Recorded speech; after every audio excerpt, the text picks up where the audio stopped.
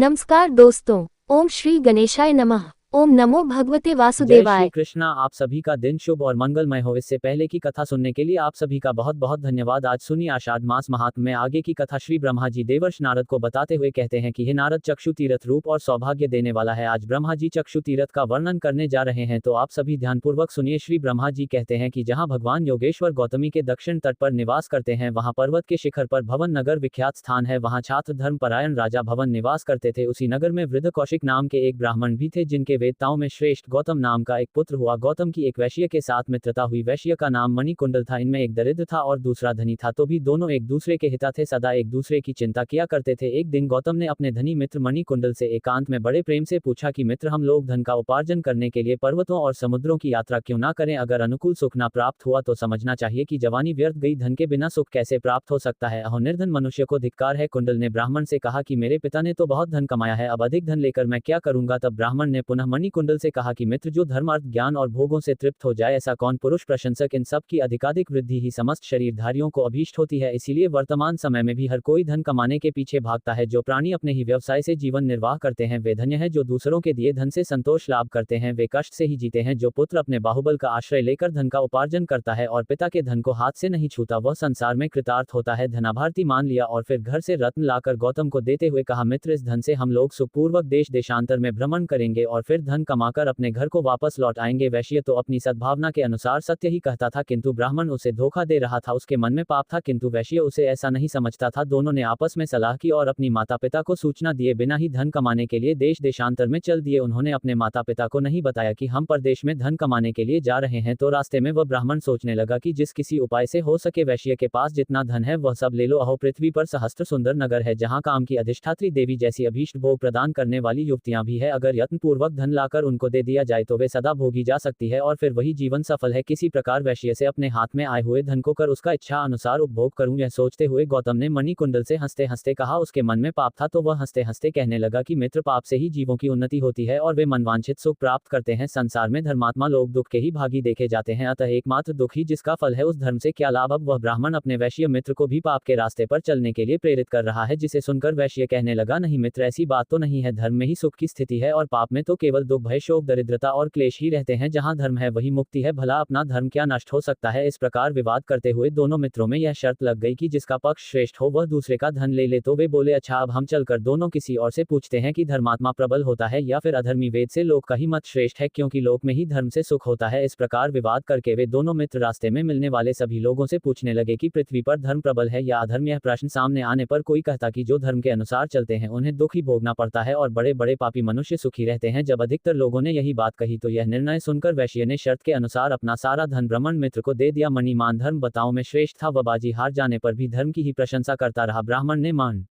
कुंडल से कहा, जिसका नाम मणिमान भी है, कि उससे पूछा कि मित्र, क्या तुम अब भी धर्म की प्रशंसा करते हो? तो वह वैश्य कहने लगा, हाँ, मैं अब भी धर्म को ही प्रबल मानता हूं। तो वह ब्राह्मण मुस्कुरा कर कहने लगा, मित्र, मैंने तुम्हारा सारा धन जीत लिया, फिर भी निर्लज की तरह धर्म की बात क्यों करते हो? देखो, स्वेच्छाचारी होने पर भी मैंने ही धर्म को जीता है। ब्राह्मण की यह बात सुनकर वैश्य ने मुस्कुराते हुए कहा, जैसे धान्य में पुलाकुंताहीन मानता हूं, जिनमें धर्म नहीं होता। चारों पुरुषार्थ में पहले धर्म का ही नाम आता है, अर्थ और काम उसके बाद आते हैं। वह धर्म मुझ में मौजूद है, फिर तुम कैसे कहते हो कि मैंने जीत लिया? यह सुनकर ब्राह्मण ने पुनः वैश्य से कहा कि मित्र, दोनों हाथों की बाजी लगाई जाए। वैश्य बोला, ठीक है। फिर दोनों ने जाकर पहले की ही तरह लौकिक मनुष्य से पूछा। निर्णय ज्यों का त्यों रहा, यानी कि अधिकतर लोगों ने यही कहा कि धर्म सारहीन है। इस बार भी ब्राह्मण जीत गया। तो ब्राह्मण कहने लगा, मित्र, अब फिर से मेरी विजय हुई है। ऐसा कहकर शर्त के अनुसार उसने अब की बार वैश्य के दोनों हाथ काट डाले और फिर पूछा, मित्र, कहो, अब धर्म को कैसा मानते हो? ब्राह्मण के इस प्रकार आक्षेप करने पर वह वैश्य कहने लगा कि मेरे प्राण कंठ तक भी आ जाए तो भी मैं धर्म को ही श्रेष्ठ मानता रहूंगा। धर्म ही देहधारियों की माता पिता, सुहृद और बंधु है। इस तरह दोनों मित्रों के बीच विवाद चलता रहा। विवाद चलते रहने के कारण हर बार ब्राह्मण धनवान हो गया और वैश्य धन के साथ साथ अपनी दोनों बाहों से भी हाथ धो बैठा। इसी तरह भ्रमण करते हुए दोनों गौतमी गंगा के तट पर आ पहुंचे, जहां योगेश्वर श्री हरि का निवास स्थान है। वहां आने पर फिर से दोनों में विवाद आरंभ हो गया। वैश्य गंगा योगेश्वर और धर्म की ही प्रशंसा करता था, जिसे ब्राह्मण को बड़ा क्रोध आया और वह वैश्य पर आक्षेप करता हुआ बोला, धन चला गया, दोनों हाथ कट गए, अब केवल तुम्हारे प्राण बाकी है। अगर फिर से मेरे मत के खिलाफ कोई बात मुंह से निकालो तो मैं तलवार से तुम्हारा सिर भी काट लूंगा। मित्र की बात सुनकर वैश्य हंस पड़ा। उसने फिर से गौतम को चुनौती देते हुए कहा कि मित्र, मैं तो धर्म को ही अब भी बड़ा मानता हूँ, तुम्हारी जैसे ही होकर लो। जो ब्राह्मण गुरु देवता वेद धर्म और भगवान विष्णु की निंदा करता है वह पापाचारी मनुष्य पाप रूप है, वे स्पर्श करने योग्य नहीं है। धर्म को दूषित करने वाले उस दुराचारी पापा आत्मा का परित्याग कर देना चाहिए। मित्र की यह बात सुनकर ब्राह्मण ने क्रोधित होकर कहा, वैश्य यदि तुम धर्म की प्रशंसा करते हो तो फिर हम दोनों के प्राणों की बाजी लग जाए। वैश्य ने सुना तो कहा, ठीक है। फिर दोनों ने साधारण लोगों से पूछा, किंतु लोगों ने पहले जैसा ही उत्तर दिया। उस समय गौतमी के दक्षिण तट पर भगवान योगेश्वर के सामने ब्राह्मण ने वैश्य को गिरा दिया और उसकी आंखें निकाल ली। फिर कहने लगा, वैश्य प्रतिदिन धर्म की प्रशंसा करने से ही आज तुम इस दशा को पहुंचे हो। तुम्हारा धन गया, आंखें गई और दोनों हाथ काट लिए गए। मित्र अब तुमसे विदा लेकर मैं जा रहा हूं, फिर कभी बातचीत में इस तरह धर्म की प्रशंसा मत करना। ऐसा कहकर ब्राह्मण मित्र वहां से चला गया। उसके जाने पर वैश्य प्रवर मन कुंडल धन बाहु और नेत्र से रहित होने के कारण शोकग्रस्त हो गया। फिर भी वह निरंतर धर्म का ही स्मरण करता था। अनेक प्रकार की चिंता करते हुए वह धरती पर निश्चेष्ट होकर पड़ा था, किंतु उसने धर्म का नहीं किया। उसके हृदय में उत्साह भी नहीं रह गया था, वह महान शोक सागर में डूबा हुआ था। दिन बीता, रजनी का आगमन हुआ और चंद्रमंडल का उदय हो गया। उस दिन शुक्ल पक्ष की एकादशी थी। एकादशी को वहां लंका से विभीषण आया करते थे। उस दिन भी आए। उन्होंने पुत्र और राक्षसों सहित गौतमी गंगा में स्नान किया और योगेश्वर भगवान विष्णु की विधि पूर्वक पूजा की। विभीषण का पुत्र भी दूसरे विभीषण के समान ही धर्मात्मा था। उसे लोग वह भी कहते थे। विभीषणी ने वैश्य को देखा, उसे इस हाल में देखा तो उसके प्रति उन्हें दया आई और उससे वार्तालाप करने लगे। वैश्य का यथावत वृतांत जानकर उस धर्म ने अपने पिता लंकापति महात्मा विभीषण को बताया। लंकेश्वर ने अपने गुणाकर पुत्र से बड़ी प्रसन्नता के साथ कहा, बेटा भगवान श्री राम मेरे गुरु आराध्य देव हैं और उनके आदरणीय भक्त हनुमान जी मेरे सखा हैं। आज से बहुत पहले एक कार्य आ पड़ने पर हनुमान जी बहुत बड़ा पर्वत उठाकर लाए थे, जो सभी प्रकार की औषधियों का भंडार था। उस समय 2 औषधियों की आवश्यकता थी,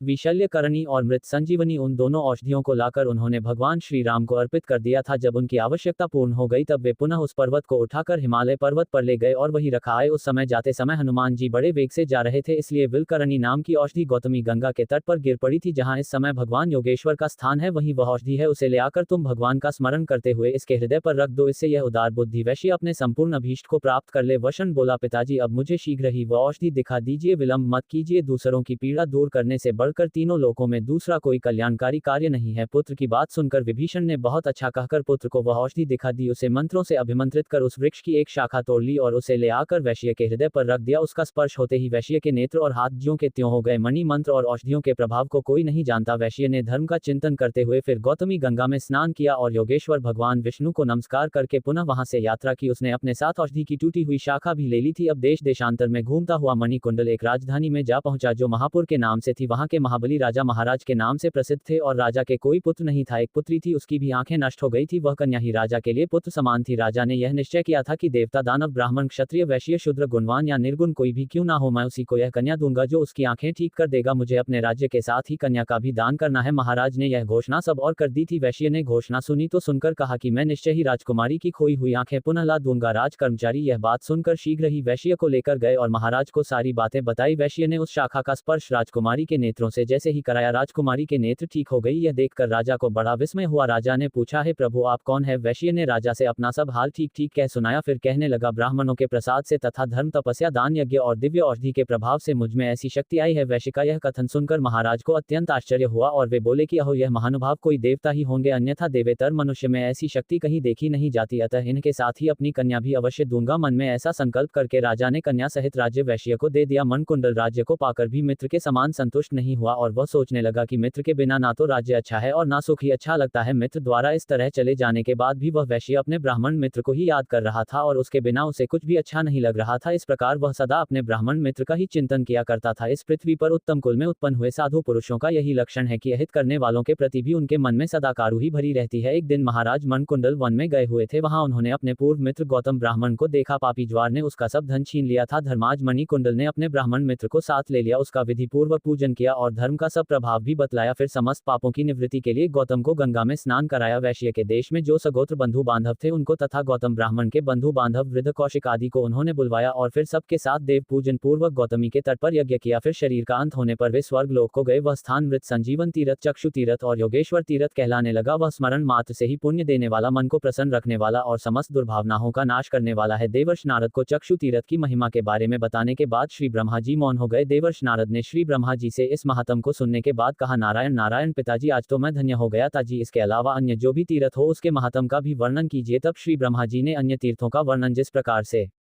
किया उसका वर्णन भी आप सब अगले अध्याय में सुनिए। सभी भक्तगण बोलिए विष्णु भगवान की जय। अगर आपको ये कथा प्रसंग अच्छी लगी हो तो ऐसी ही और धार्मिक, कथा प्रसंग को सुनने के लिए आप हमारे YouTube चैनल को सब्सक्राइब, लाइक और ज़्यादा से ज़्यादा लोगों के साथ शेयर करें।